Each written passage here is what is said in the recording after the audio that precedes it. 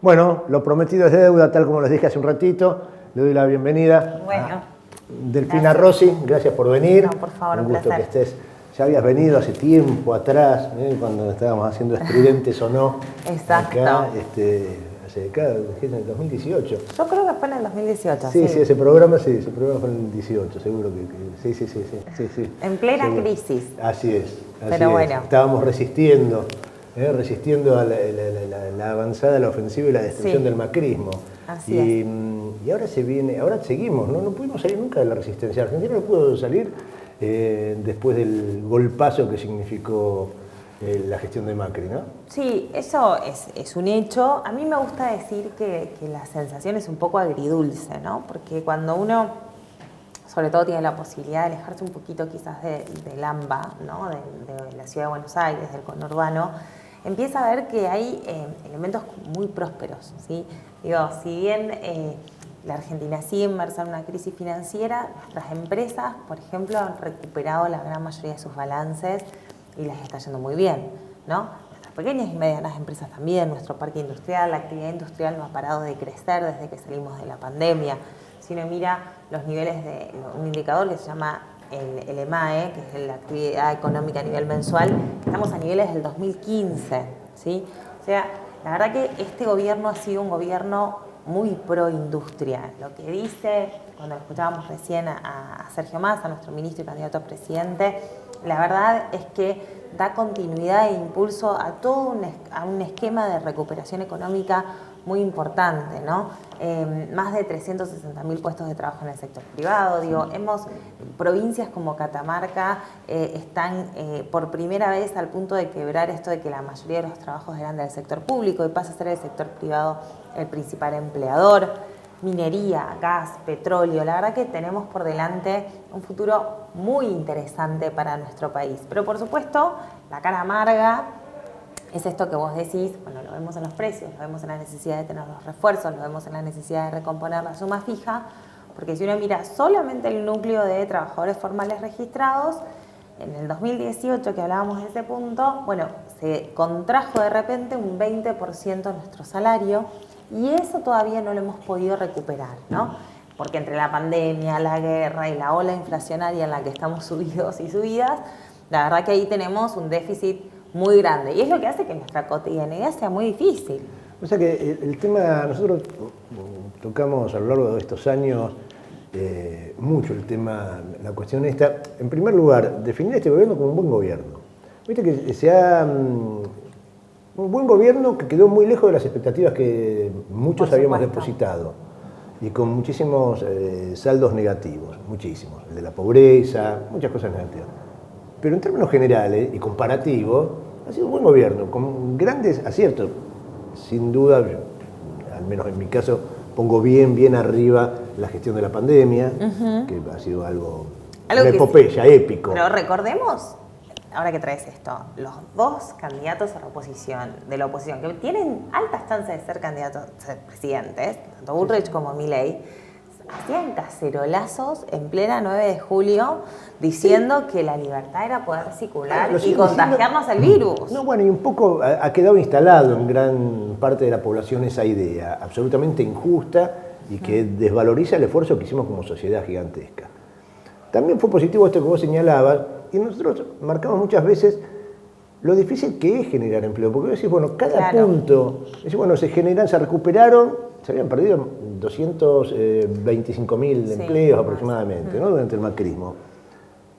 Cada punto de crecimiento en economía, no es que vos crecés y rápidamente recuperaste, ¿no? Sí, sobre todo un punto de PBI crece mucho, pero ¿qué pasa? Nosotros tenemos también el crecimiento de la población, el crecimiento vegetativo. Entonces la Argentina hoy necesita un crecimiento del 5%, 6% del PBI interanual, o sea que toda nuestra economía sea un 5 o 6% más grande, para poder mantener la misma cantidad de población empleada en términos de cuando los jóvenes ingresan al mercado laboral, darles trabajo. Solo de crecimiento vegetativo. Solo de crecimiento vegetativo.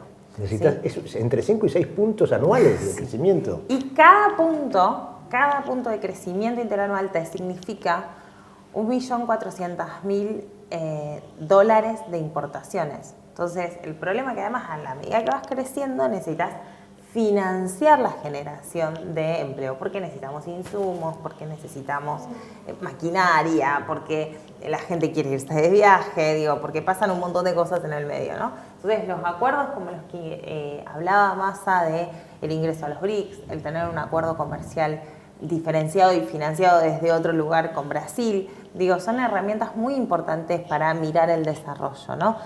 Porque yo insisto, para mí la situación diaria con una inflación alta y seguramente este mes vaya a estar alrededor de un 10%, nos dicen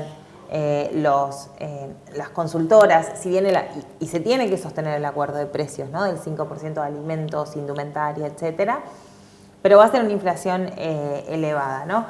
Y ese malestar a veces no nos deja ver quizás los otros elementos positivos del gobierno y pareciera que, bueno, frente a ese malestar lo mejor es tirar la toalla, ¿no?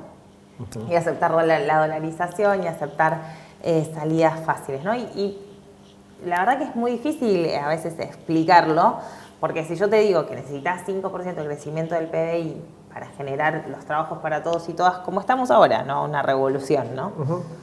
También te digo que a principios de marzo el efecto de la sequía de este año nos daba que íbamos a retroceder 5 puntos.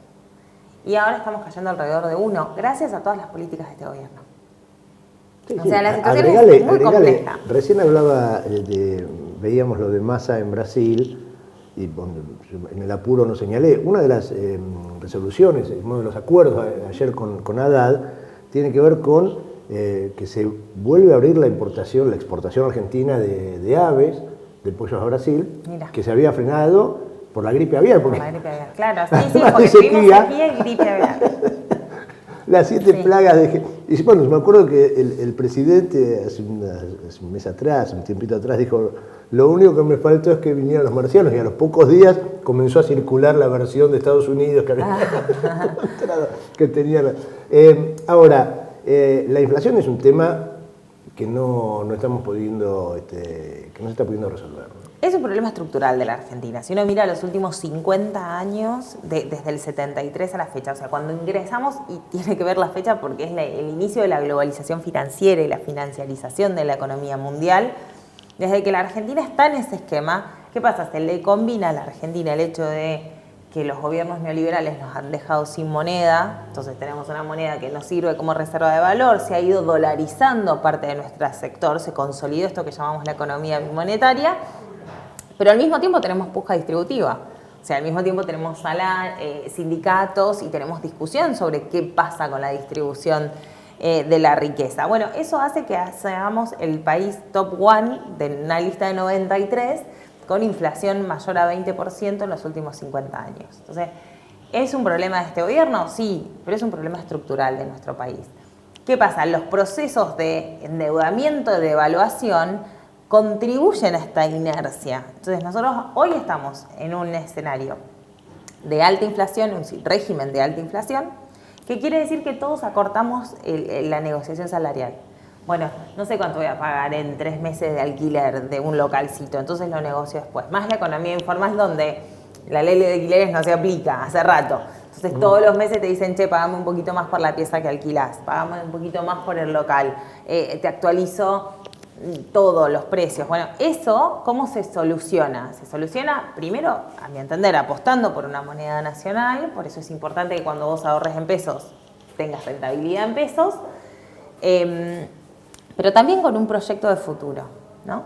Entonces acá me parece que el llamado de unidad nacional que está haciendo Sergio Massa y Agustín Rossi, que por casualidad es mi papá, ¿no? Es un llamado justamente de construir ese futuro. Porque frente a la incertidumbre, si vos te dicen, el año que viene no sé si va a haber Ministerio de Salud, no sé si va a haber un Ministerio de Educación, no sabemos si las escuelas van a ser públicas. La incertidumbre obviamente genera inflación.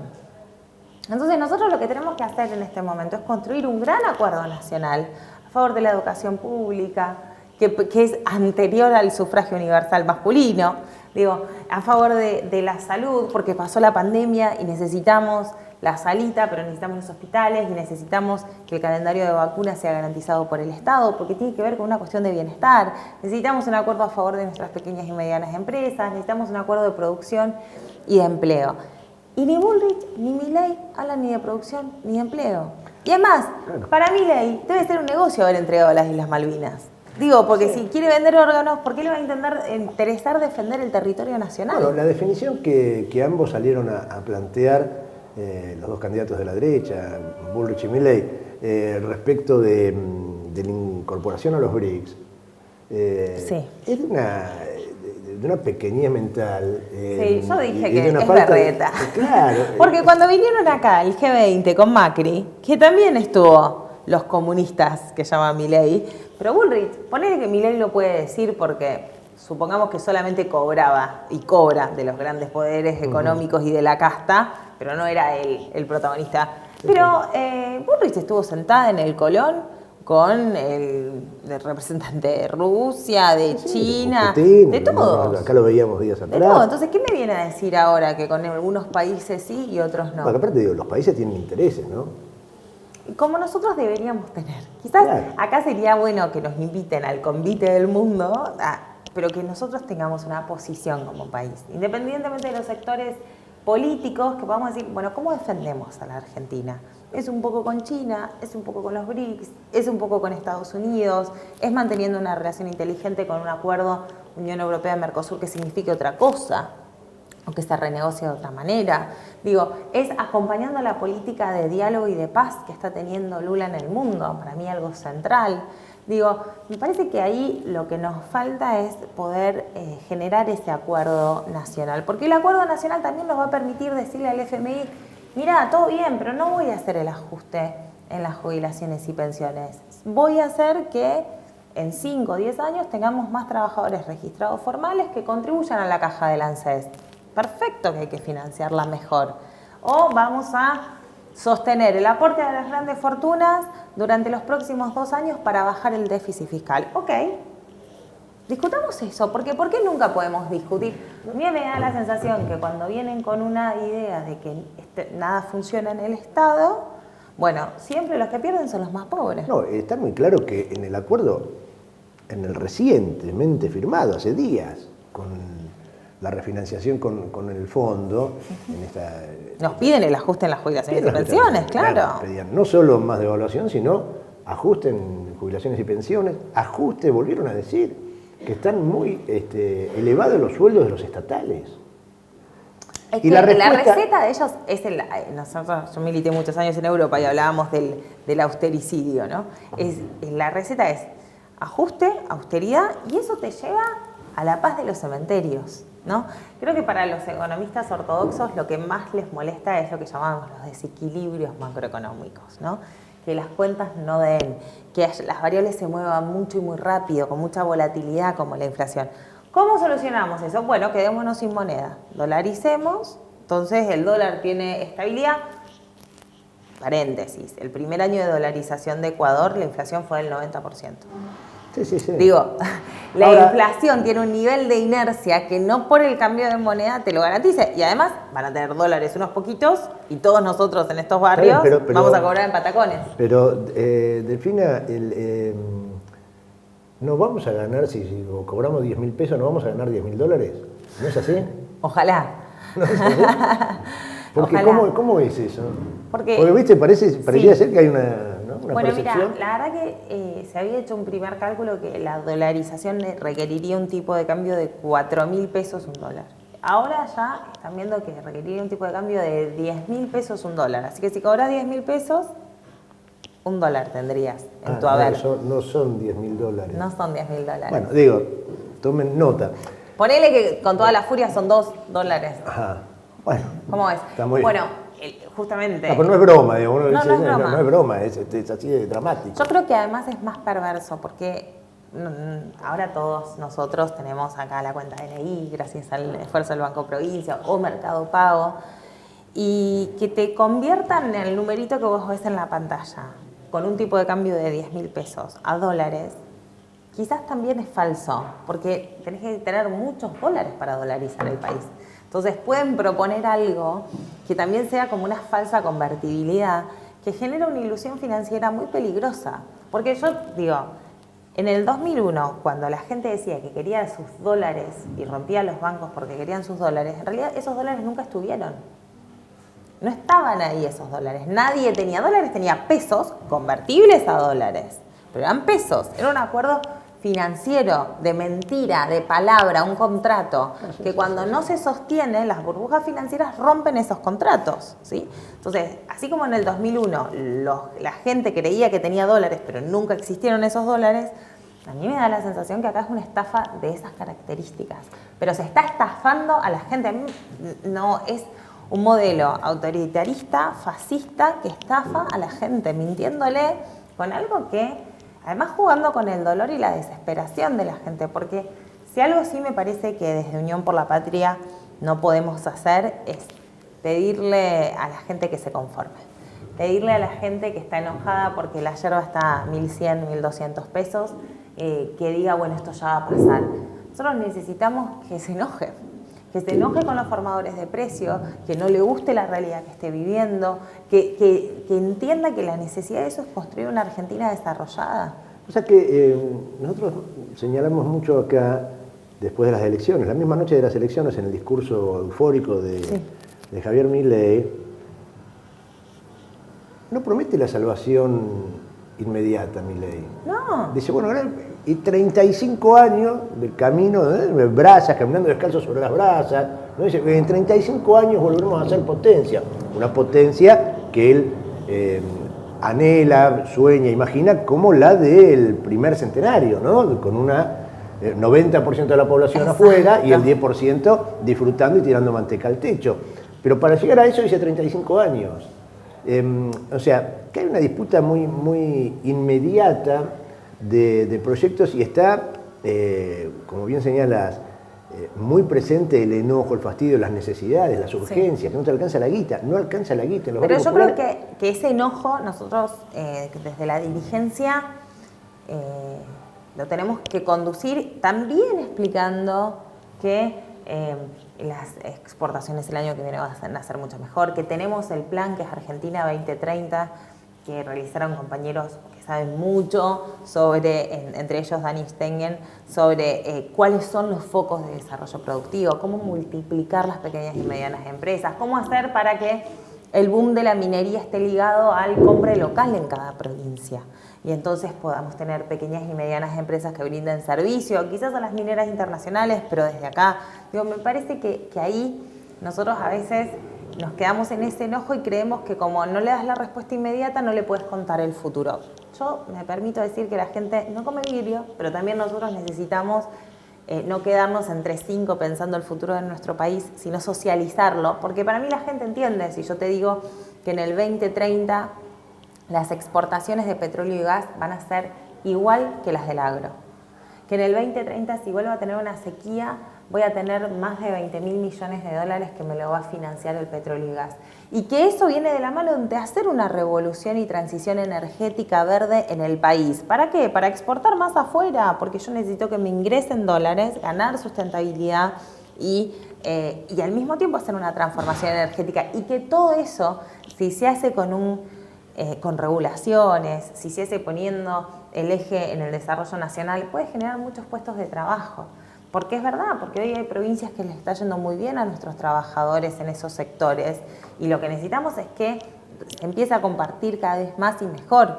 Pero la Argentina tiene un futuro muy próspero. Yo me animo a decir que por eso los Macris, los Urnequian están famélicos por hacerse cargo de esos negocios y no les importa cuál es el costo. Y si el costo es la democracia, están dispuestos a darlo.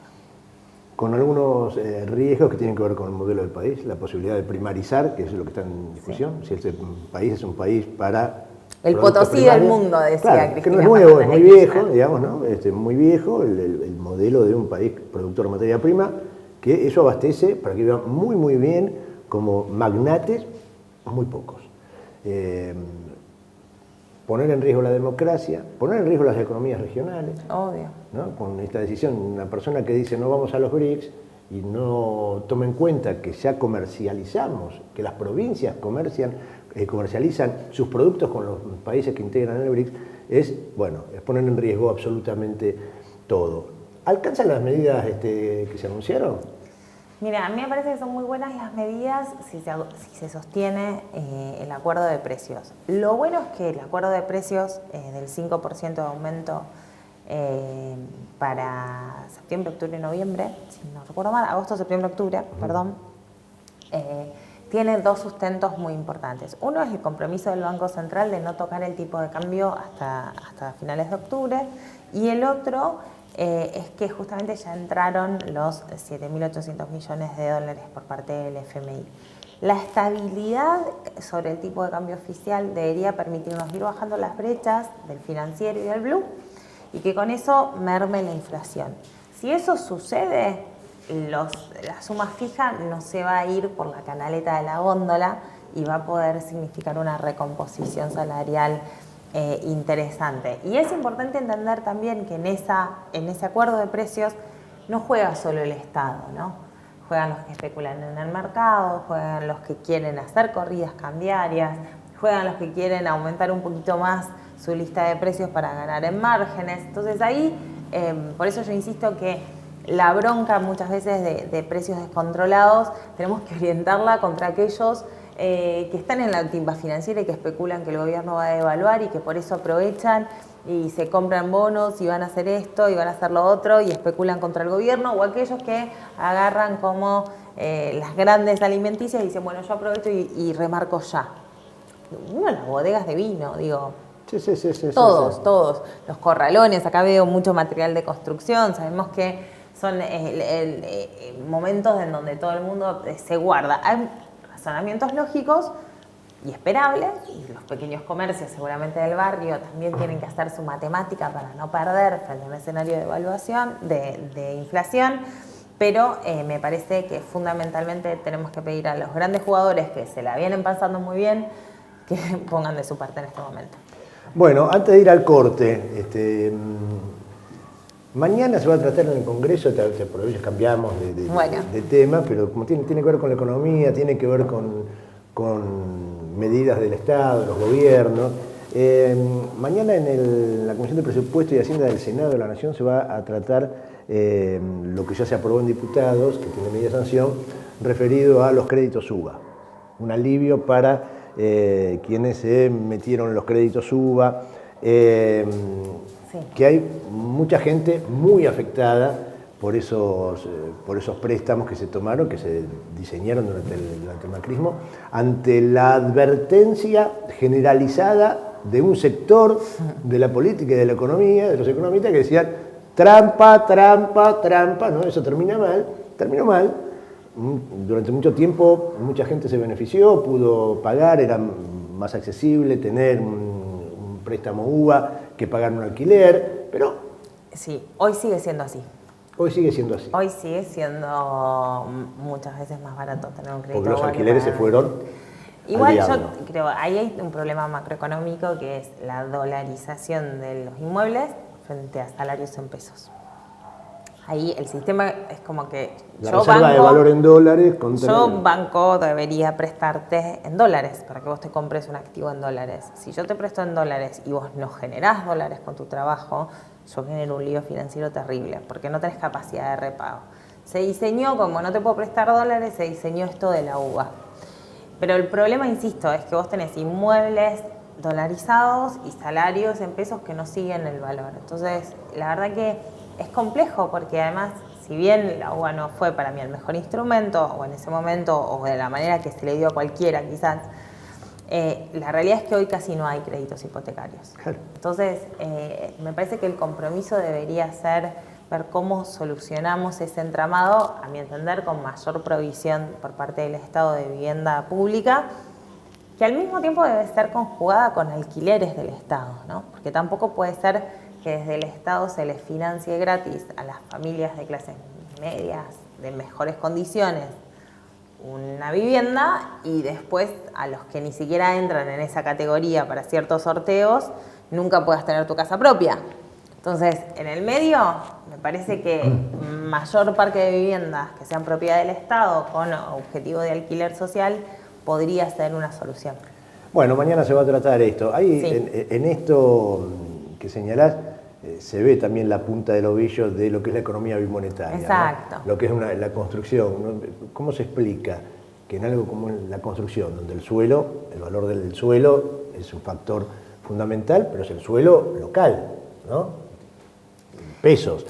No, el suelo está en dólares. ¿No? El suelo debería estar en pesos, está en dólares. dólares. La arena Eso que sale de nuestro río, de nuestro lecho. Es una commodity también, tiene precio internacional la arena. Bueno, imagínate.